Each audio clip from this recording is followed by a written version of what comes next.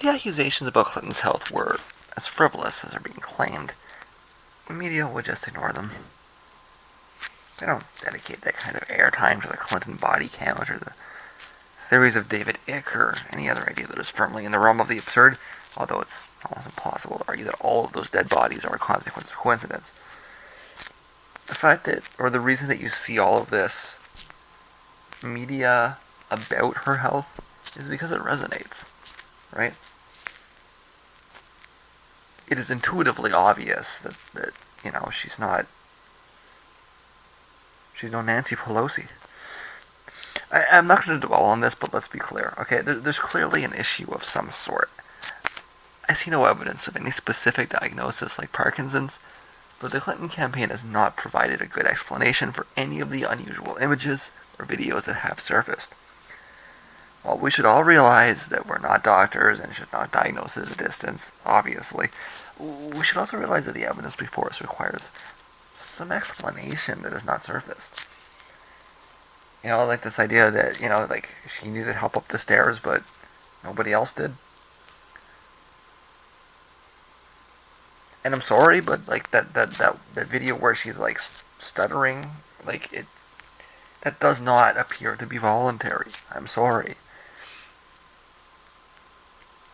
And she can't just rely on, calling it a conspiracy theory, trust us, they're crazy.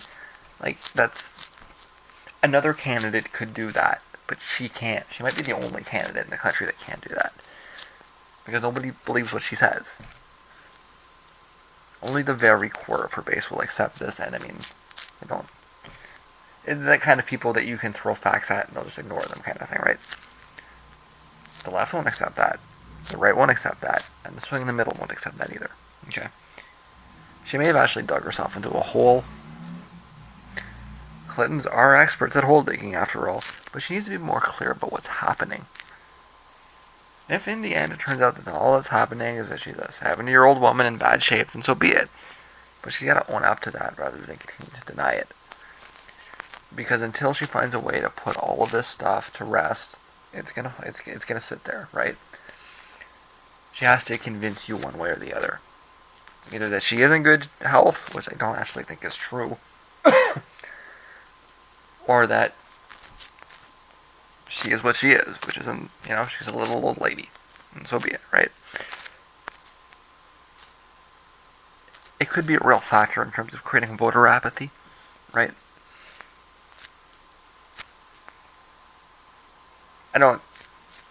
I think it's obvious that she's not very healthy.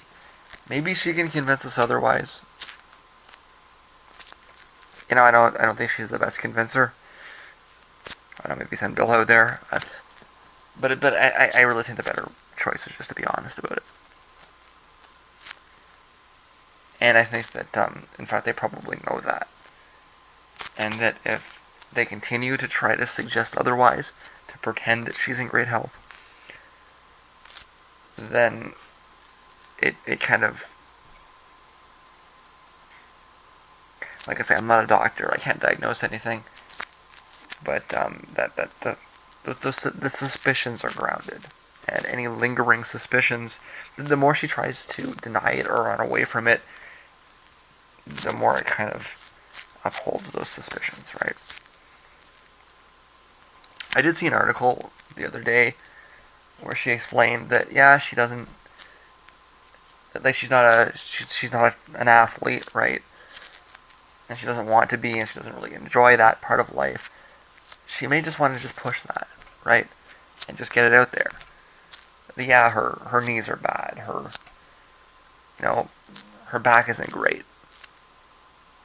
I mean, this isn't.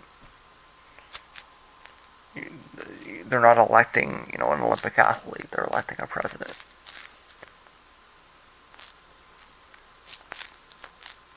Maybe she could talk a little bit about Roosevelt. There's a lot of different angles she could take. But I'm lying, and it's obvious that I'm lying, and I'm treating you like an idiot, and I'm trying to lie to you and talk down to you.